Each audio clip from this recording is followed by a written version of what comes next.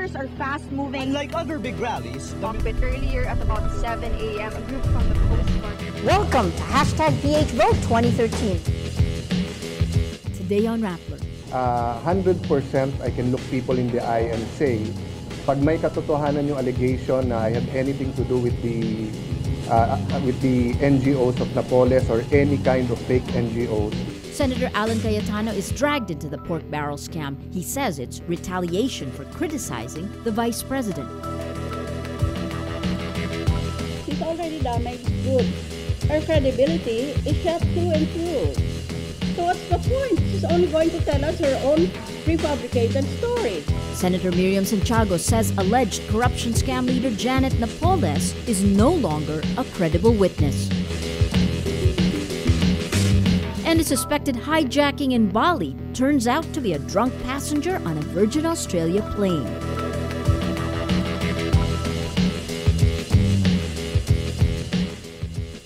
Hello, I'm Maria Ressa. Welcome to Rappler, your social news network. A newspaper report implicates Senator Peter Cayetano in the pork barrel scam, which Cayetano emphatically denies. 100% I can look people in the eye and say, pag may katotohanan yung allegation na I had anything to do with the NGOs of Napoles or any kind of fake NGOs, hindi lang ako magre-resign, ako pa magsasabi sa ombudsman na kasuhan na ako. He says he believes he was named because he criticized Vice President Jojo Binay and Senator Jinggoy Estrada. Nagsabi noon, kaibigan ko si Miss Sandra Cam, alam niya pagkatao ko, sabi niya sa akin nung nakikita kami, buo tiwala niya. But I also know na very close siya sa mga Estrada, no? And I know also some people, no, hindi ko naman nila lahat, but some people in the Tribune ay malalapit sa Estrada. If you look at the columns the last 3 months, parati nila akong inuupakan, and every time I mention na Vice President Binay, inuupakan din ako, no? The report in the Daily Tribune quotes anonymous sources claiming to have seen the affidavit of Jaene Zaplan, the woman at the center of the pork barrel scam. The report names 2 cabinet secretaries and 11 senators. Cayetano says the report paves the way for the 2016 elections. Cayetano says he will respond to the allegations and face Napoles. So kung si Sandra Cam o si Napoles na nagsasabing kilala nila ako, pumunta sila sa Senado, doon kami magsagutan. Tingin nila home court ang Senado, name the place, name the time, imbitahin natin ang media, doon tayo magsagutan in a very civilized manner, no? Cayetano says there were only a few times he endorsed non-governmental organizations when he was a Taguig congressman. Cayetano defends his elder sister, Senator Pia Cayetano, also allegedly on the list. Kung stricto ako, times 10 stricto sa akin si Senator Pia, but I'll let her speak for herself. But I've never known her to be involved in any anomaly, no? Peter Cayetano and other senators reiterate their calls for Justice Secretary Laila de Lima and former Senator Ping Lacson to release the names of the lawmakers named by Napoles. Jaene Zaplan is not a credible witness. That's what Senator Miriam Santiago says after a newspaper reported Napoles allegedly implicated Santiago and top administration officials. Santiago says Napoles' testimony is now worthless. Sa ganong nagpalit na ang sitwasyon, wala nang kwenta si Napoles. She's already damaged goods. Her credibility is shot through and through. So what's the point? She's only going to tell us her own prefabricated story. Santiago once urged Napoles to turn state witness. Now Senator Santiago says her bitter rival Senate Minority Leader Juan Ponce Enrile is running a, quote, big-time, costly operation against the Aquino administration using Napoles. Napoles and Enrile are logical allies because according to Napoles, or the former employees of Napoles, they have documented evidence that Enrile was coercing his pork barrel in order to get illegal kickbacks from Napoles. So logically, they are allies. Kung hindi niya ako binanggit, sasama pang loob ko. Dahil ibig sabihin, wala pala akong epekto. Kaya kailangan ilagay niya doon para apektado ako, pero at the same time, also leaving his fingerprint. I am honored to be included in his role of victims because it indicates that he is feeling my barbs. Akala ko, nakalimutan mo na ako. Salamat. At naalala mo pa pala ako. He is 90 years old. As I said, there are rumors that he was a waiter during the Last Supper. He's that old. If you're a 90-year-old sex addict, I think that's a slip of the tongue. Yes. Remember, all those years without sex?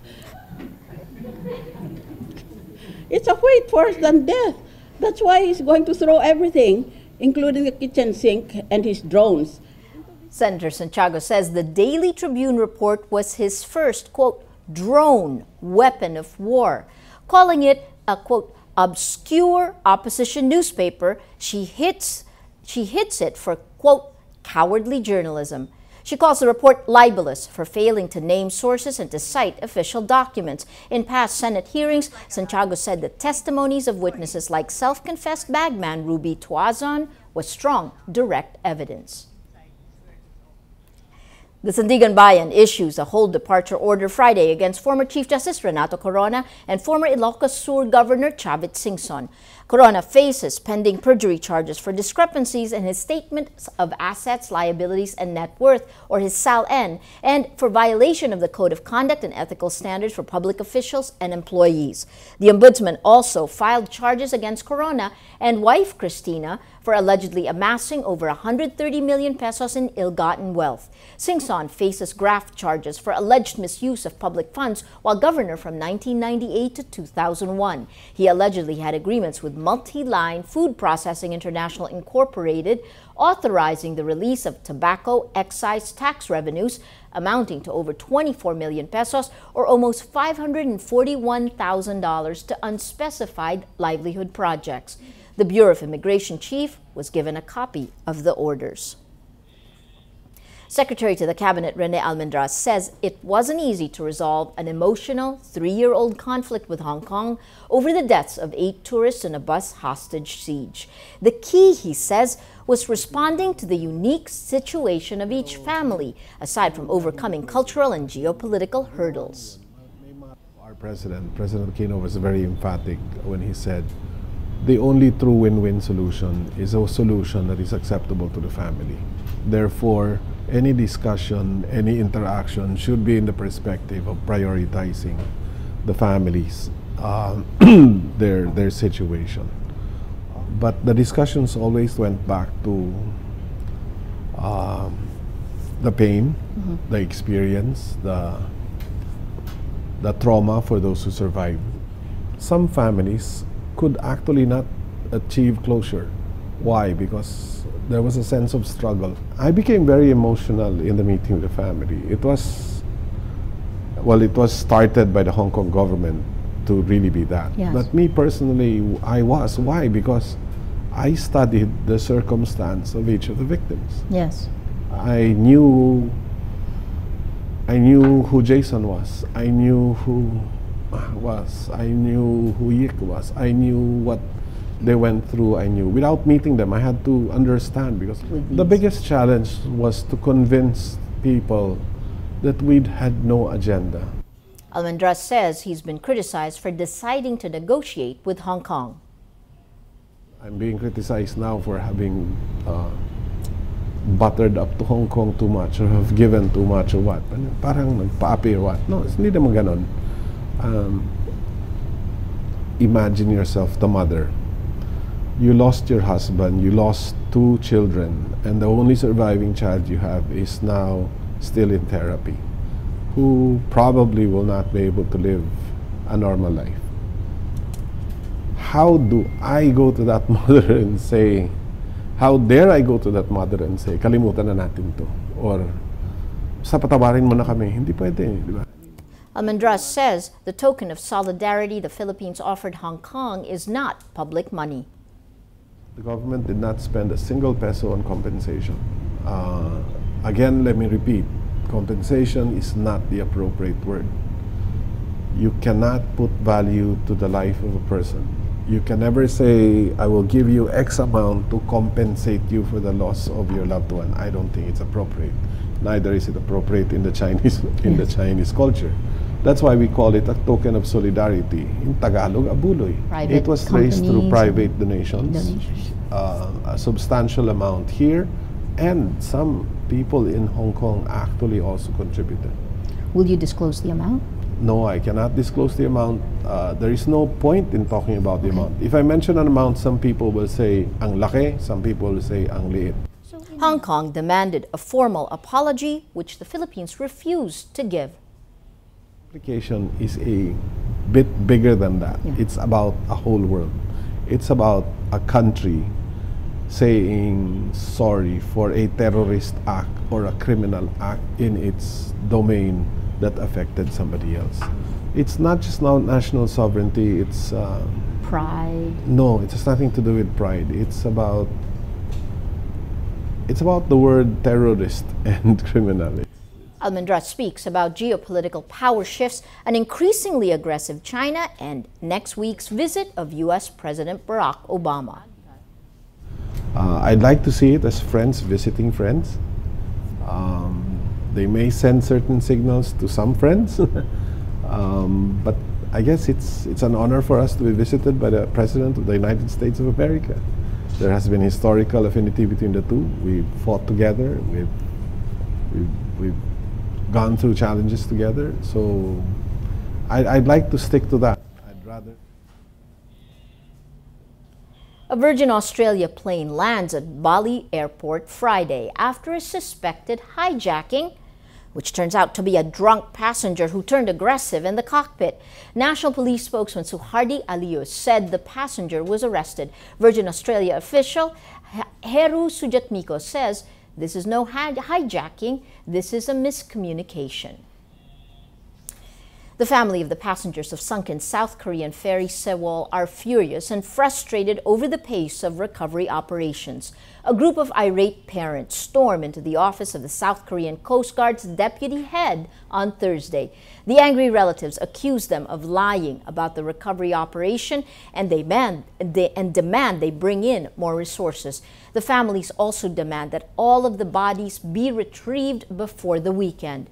121 are still missing as the death toll for Sewol stands at 181. The ferry capsized on April 16 with 476 people on board. 325 high school students make up most of the passengers. Around 250 are either confirmed or presumed dead. The Sewol's captain, along with 10 other crew members, are arrested on charges ranging from criminal negligence to abandoning passengers. The captain's also criticized for delaying the evacuation order. Let's now look at Rappler's Wrap for today, a list of the 10 most important events around the world you shouldn't miss. At number 7, Malaysian Prime Minister Najib Razak says his government will release its preliminary report on the missing Malaysia Airlines Flight 370. In an interview with CNN, Najib says the report will be released next week. It's been over 40 days since the plane went missing on a flight from Kuala Lumpur to Beijing. The International Civil Aviation Organization says Malaysia recommends the world to look at real-time tracking of commercial aircraft, the same recommendation made after the Air France Flight 447 disaster in 2009. At number 9, the Philippines now ranks 78th in terms of network readiness. This is according to the World Economic Forum's 2014 Global Information Technology Report. The Philippines' ranking increases 8 notches from 86th place in 2013. It's also ranked 6th out of 10 countries in the ASEAN region. The report sees an economy's preparedness when it comes to using information and communications technology to improve growth and well-being. And at number 10, Hollywood director Peter Jackson changes the title of the final film in his Hobbit trilogy. The movie was initially titled From There and Back Again. It will now be called The Battle of the Five Armies. The new title is a reference to the climactic battle at the end of The Hobbit. The film will be out in December. For the full Top 10, visit Rappler.com's The Wrap. For our social media post of the day, as tech giant Microsoft acquires mobile phone maker Nokia Friday, we ask our followers their fondest memories about owning a Nokia phone using the hashtag Nokia Throwback. From changing phone cases to composing ringtones to customizing logos to snake high scores, the texting capital of the world has much to thank Nokia for. You can see what they said on Rappler. Hollywood movie Ghost is adapted into a stage musical. Does the adaptation stay faithful to the original film? Jitonji reports. Atlantis Productions opens its 2014 season with Ghost the Musical.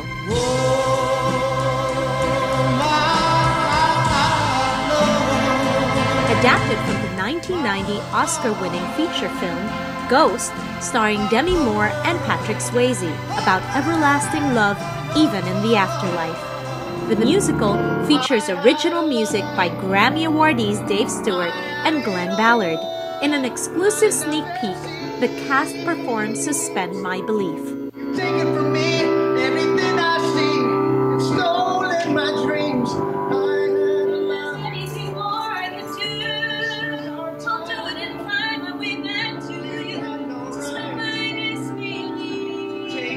Led by pop star Sten Bautista as Sam and theater actress Chris Villonco as Molly. Yes, I just found out that my best friend backstabbed me, that my best friend arranged the murder. Who does that? Why are you doing that? I give you everything, and now pala, you want to kill me, get my girl, get the money, get my job. This is Villonco's third collaboration with Atlantis. She says the music makes the stage version of Ghost a sensual experience. I really hope, because it's seen live, it's more intimate, it's more in your face, it's all of that combined. And the music of Dave Stewart and Glenn Ballard it's really quite beautiful. It's a whole other ball game and a whole other story. So I couldn't even help but tear up because it's so beautiful. So many steps when you do Seasoned theater actor Hans Eckstein joins the production as Carl. Eckstein says romantics will enjoy the musical. If anyone is a hopeless romantic, like I like to think I am, then they should watch this show. It's just a beautiful story about love and how it just, love conquers all, and that even beyond death, love still conquers all. An integral part of the plot is the character that Whoopi Goldberg portrays in the film. Ima Castro takes up the role of Oda Mae for the stage. Castro says director Bobby Garcia's version of the musical stage adaptation stays true to the film version. So I'm going to need you to concentrate, because if you concentrate, you will really recognize so many scenes from the film. Hello? I'd like to report a murder. A powerhouse cast that will make you believe in love, in fate, in forever. Jitonji, Rappler, Manila. Ghost opens tonight, April 25 at the RCBC Theater. Every story on Rappler has a mood meter which gives you 8 emotions to choose from. Click how you feel and your vote comes down to the mood navigator in the middle of the front page. That crowdsources the mood of the day. It also gives you the top 10 stories that have affected our readers and our viewers the most emotionally. These 10 stories have gotten the most number of votes on their mood meter. If we take a look today, you just heard about Nokia being bought by Microsoft today. 5 most memorable things we did with our Nokias. Interestingly, 62% amused, 19% happy. That green picking out the mood of the story that's gotten the most number of votes in the last 24 hours. Gary V's son, Gab Valenciano in America's Got Talent. Whopping 62% happy, bringing out the mood of the day. Today, most people are happy. Well, that's Rappler's Newscast for today, Friday, April 25, 2014. Visit Rappler.com and watch our newscast Monday to Friday. Tell us how you feel on our mood meter and help us crowdsource the mood of the day. I'm Maria Ressa. As we say at Rappler, tomorrow begins today.